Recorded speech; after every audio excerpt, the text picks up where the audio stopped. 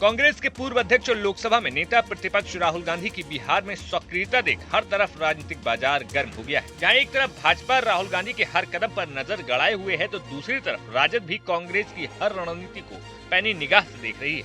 लेकिन राहुल गांधी का बिहार में एक्टिव होना क्या दिखाता है और कांग्रेस की आगे की रणनीति क्या है, आज हम इस बात पर चर्चा कर लेते हैं।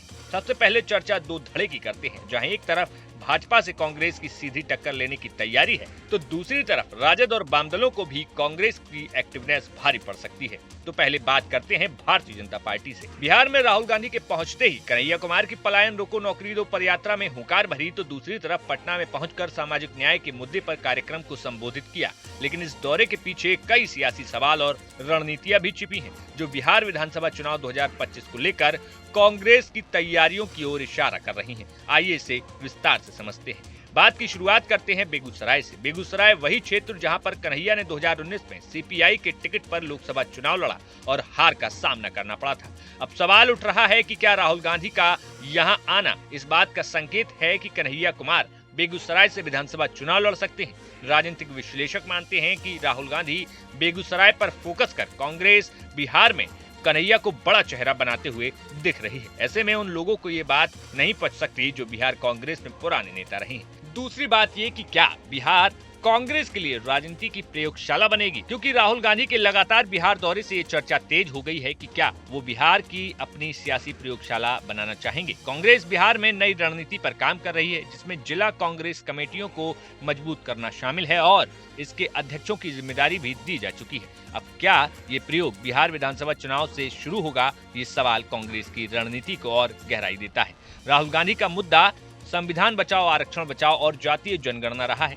बिहार में खास तौर पर ईबीसी वोटरों का प्रतिशत जो है वो 36.1 है, जिसमें 18% मुस्लिम, 14% यादव हैं, जो कुल मिलाकर 32% बनाते हैं। सवर्ण वोट जिसमें भूमिहार, राजपूत, ब्राह्मण, कायस्थ 15 से 16% है। लवकुश, कुर्मी, कोइरी और नीतीश का व्यक्तिगत वोट 15 से 16% है। चिराग पासवान 5.3% और जीतन राम मांझी 3.02% वोट है। हाल ही में राजेश राम को प्रदेश अध्यक्ष कांग्रेस ने बनाया, जो रविदासी समाज से आते हैं, जिनका वोट प्रतिशत 5.2% है।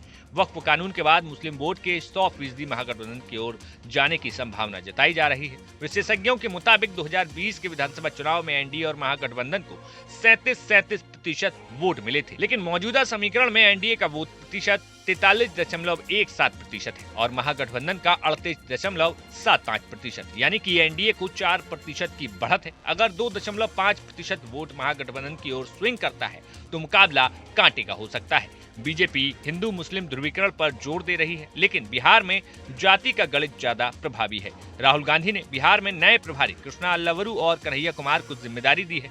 यात्रा खत्म होने के बाद कन्हैया को नई भूमिका भी मिल सकती है।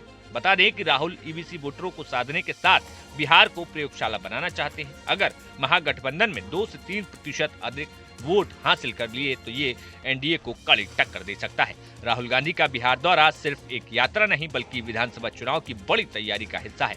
कन्हैया कुमार को आगे बढ़ाना, ईबीसी वोटरों और मुस्लिम वोटों पर फोकस करना और जिला स्तर पर संगठन को मजबूत करना उनकी रणनीति का हिस्सा है। क्या ये प्रयोग सफल होगा और नवंबर 2025 में होने वाले चुनाव में ही ये पता लगेगा। Bureau report, news nation. News nation अब व्हाट्सएप पर खबरों के ताजा अपडेट के लिए न्यूज नेशन के इस क्यूआर कोड को स्कैन करें।